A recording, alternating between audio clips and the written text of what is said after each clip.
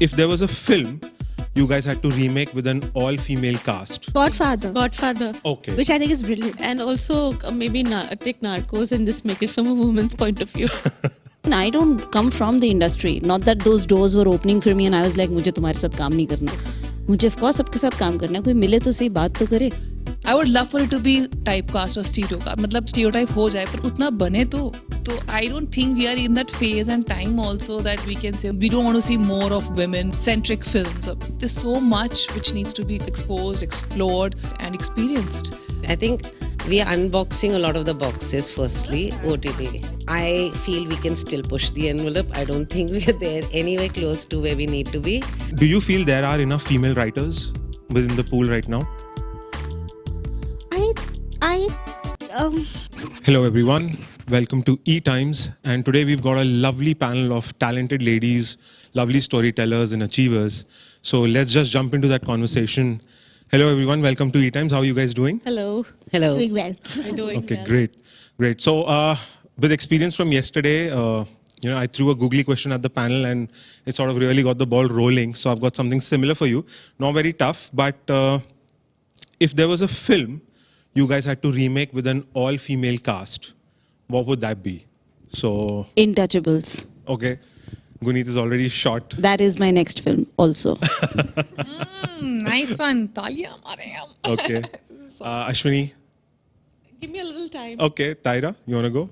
Zindagi na mili dobara, but Zoya is doing He's that, already so doing I'm it. very glad that's happening. Any other, like probably from a Hollywood film or something like that, or even any European cinema? Yeah, Intouchables. Godfather. Guneet is on a roll. Yeah. She's got it all figured out. I had made Gangs of Wasseypur with women. Oh, nice. Naomi? So, the same thing, because I'm a big fan of Zoya Akhtar films. So, but she's going and doing it herself. Like, terrible of her. But yeah, so Dil Chahta Hai also. I would make it with women. And Right. that's a space I like also. So I would make that. Right. Chandni? Well, I'm more of the gangster variety, so I kind of go with Leena. I'd I love would to probably see. have the James Bond series, but with the James Bond being the woman, and then the love Is that interest would be the happening? man. That's happening, no? James Bond is a female. Is now? it? Is it happening? See, नहीं, head of the I- India में भी बना लेते हैं. Haan, so this. Well, that was my example yesterday, that Oh, really? if you were to reinvent, say, a James Bond into a woman, So there you So- go. Ashwini's thinking very hard. No, I He said said Godfather. Godfather. Okay. Which I think is brilliant. And also maybe take Narcos and just make it from a woman's point of view. Nice. Okay, in terms of, the OTT cinema language, do you guys feel these OTT platforms, these streaming platforms, have they changed the general language of cinema for makers like yourselves? Absolutely. I do feel that we have just become a little more fearless, a little more, I would not say impulsive word, but you can take quick decisions in terms of, okay, this is good for this platform and they would accept this idea and we can move ahead with it. Otherwise, what happens is that once you have an idea, then you're thinking you write it and then you're thinking who's going to take it, and then it's just a circle. But now at least you have a whole lot of platforms who would be at least open to the idea of hearing your story. Everything else is subjective. So at least the thought of opening up to a story and hearing it and giving us the time is what is I kind of like. The other thing which I do feel which has completely opened up is, and I was thinking about it, is the books to movies adaptation, which is like just opened up a whole gamut of stories which is coming in now. And not only in India but also internationally. There's a separate section now also on Netflix which just says books to movies adaptation. So I think that is very important, is because storytellers across the world and even language adaptations from Malayalam books being written in English translations and then that made into movie, that itself is a big thing. But yes, initially it would be like, okay, if I think of the story, who is going to be the audience? But now I can select my audience and I can go and make a film for that audience. So I think that's a great place to be in. Yeah. Right. I mean, it's interesting you've brought up the audience, Ashwini, because that's one of my questions as well. How much of this change is driven from the audience and how much is it driven from content makers and platforms? Do you feel it's the audience's tastes that are evolving and therefore you can make that much more content? I think it's a combination of both.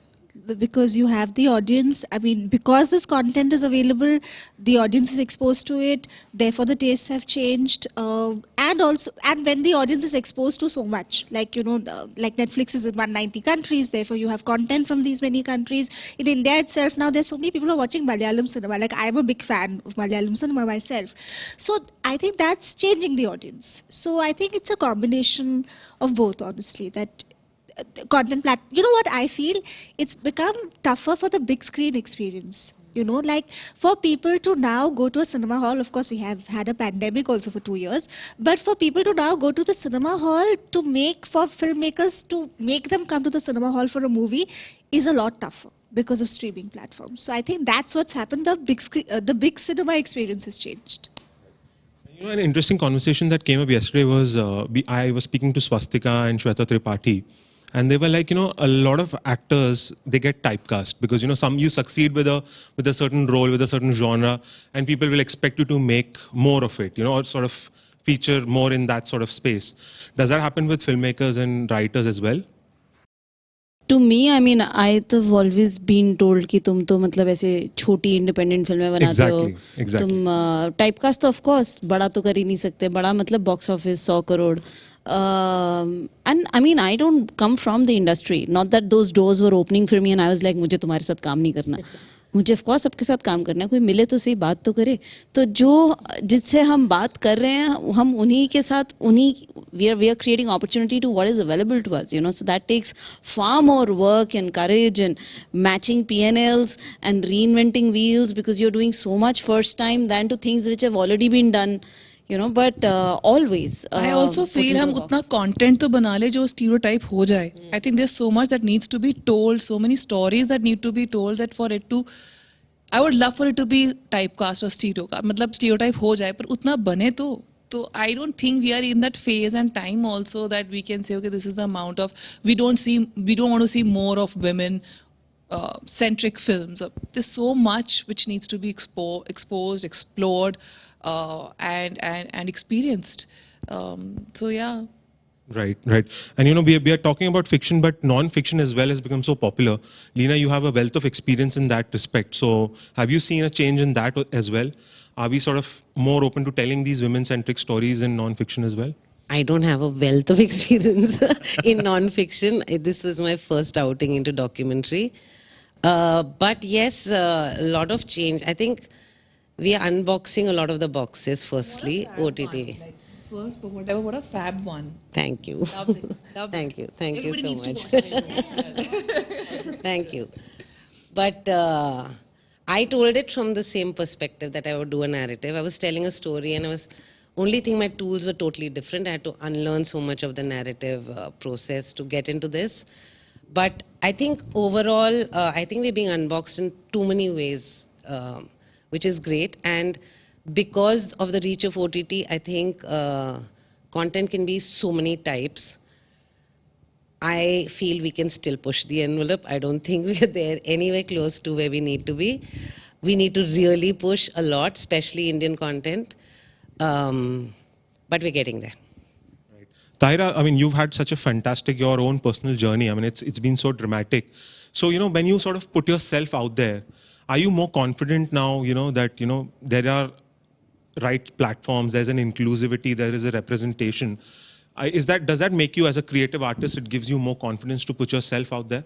And especially as a woman. Yeah, absolutely. I think there's a lot of interest and a lot of credit goes to the OTT platforms. Honestly speaking, when the times of course, because of the lockdown, like Naomi said, the theaters have now taken a backseat. But what has also happened is that so much of content is available for people that they're now getting to know that, okay, this could be an interesting story. Oh, and the main character happens to be a female. It's just that the theatre goers were not even exposed to that because the dynamics were such, the monies were such that nobody ever thought that a woman can carry off a film. It takes a lot of thinking and only a certain kind of women who look a certain part, who are in a certain age group, उन्हीं पे बनेगी film अगर बनेगी भी तो. But because of OTT, people have really experienced how beautiful stories can come across through many series, through many short films, through feature films. There's so much which is happening, and I think the audience did not have a taste of that, and now they do. So I have really enjoyed making whatever I have made, and I really want to contribute more to cinema in the coming years. Guneet, you've had so much of experience on the global stage. So do you feel Indian content is now at a juncture where we can, actually sort of stand shoulder to shoulder with other countries and say, oh, look, we're also making stuff that is as good as y'all? On a general specific, not one or two products, but generally as an industry. There are many aspects to that question. One is not that we lack the talent. I think the OTT platforms have united us as a nation. I think the Malayalam cinema is far more phenomenal, and it's being now discovered pan-India. There is beautiful Tamil films and Bengali films, and the lockdowns and the expanse of OTT have, made generations come together and watch a Malayalam film, which is a rare in a household. So firstly, even pan-India unity has happened. And I think in India as a whole, there is incredible talent. The business of filmmaking, a lot of time does not allow it to go beyond the diaspora. So on how distribution happens, and that is something that we were able to unlock with Lunchbox. We were able to unlock certain bit of it with Masan. But for me, I saw the largest footprint of distribution through Lunchbox. Now, I don't think that there are not more filmmakers that can do that. But the way films are financed, structured, it was an Indo-French co-production, the way the business around that was structured allowed it to be viewed by different distributors in different countries, and hence unlocking the non-diaspora crowd also. Now the world has fully changed from that was 2012 and 13, and now it is the digital world. So while there are breakouts happening from Korea, there are breakouts happening from Iran, you talk about the worst woman in the world, so you talk about films that are the worst person in the world. You talk about films that are really coming out from Norway, from various parts of the world, and I think India is matter of time.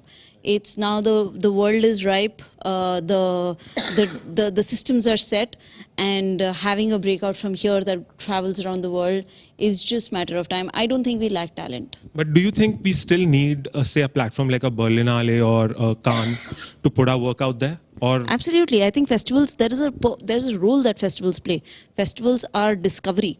Festivals are mouthpieces. They are your marketing tools. They are screening to a different world which we do not inhabit. The large issue in India. I am a business geek of filmmaking. I'm a producer, right? So I'm not a writer-director, but I can see through where this can go. That is what I bring to the table. So for me, it is really important that we have a festival strategy locked in from day one on where this can go, and we plan it from day one. And that is your moment to talk to a whole world which otherwise you cannot. For 100 years, Indian cinema has been happening in a certain way, and we distribute to only diaspora. So our diaspora is very happy and is growing, and whatever the challenges our diaspora are there, as an industry we are very aware of it. We look at Dubai, Singapore, we look at America, England, all as diaspora. But beyond that is the rest of the world. And to even begin conversation with them, festival is the step one. So just a final question, a lot gets spoken about the female gaze now in our work. And so my question is to all of you, how consciously or how much of an effort do female filmmakers or writers put on the female gaze? Do you guys think about it? Is that a conscious decision? Should it just sort of flow organically? What's the thought process over there? We are the female gaze. Exactly. I mean, we don't need to be conscious. I don't have any other gaze. I've never had any other gaze. That's right. It just comes very organically. It is, you somehow do not stress on the waist and the sweat coming on different places of the body. I mean, so there's a different way of just capturing the same scene. And I think comes very organically. And that's the female gaze. So for me, because I'm not a director or a writer, but a producer, I do make conscious choices to make sure that there will be a female gaze through the choices that I make. And I do that consciously, believing if a subject, I think, needs it, I feel, and I consciously do make that choice. Not consciously at all. Like it's like they said, it's organic. It is your gaze. It's that totally. Also at the same time, I don't like to be included in things. I like to be included in things on merit, not because I don't want to be brought into a project because of diversity. Like I want to be brought into a project because I fit the bill. So I don't. There are times when people have reached out to me and said, "We wanted a woman writer on this." So I was like, "No, like if you want a writer, then come to me." But I don't think I bring any specific thing with my gender. So don't like fill some space that you have. True. Yeah. But I mean, I completely agree. But do you feel there are enough female writers within the pool right now? I think they're not, like we discussed this in other discussions. I don't think there are enough women anyway. There are not that many women writers, but things are changing. These things take some time. So yeah, And I really feel like women writers, there's no such thing as a woman writer also. You're just a Exactly. writer, so that's... I do want to say that, I was, my company now is called Sikya Entertainment, but before that I was running another company. And when I stepped away from there, post that, the Me Too movement happened. And that definitely expanded my vision as a producer. Not that we know what feminism is. It's a constant learning on everyday basis on how much you can push the table and how much you can push for your conversation and your vision to expand and what you can negotiate. So definitely I do have that female gaze on how women are represented, what are our choices. I work with men and women across. I double down on women creators, but that is something that is a conscious choice over the last 3-4 years for me. Right, fair enough. Okay, guys, thank you so much for Thank your time. you. And Thank you. wish you all a very happy Women's Day. Thank you. To you also. Thank you. It was great. Yeah, it was great, good questions and very quick.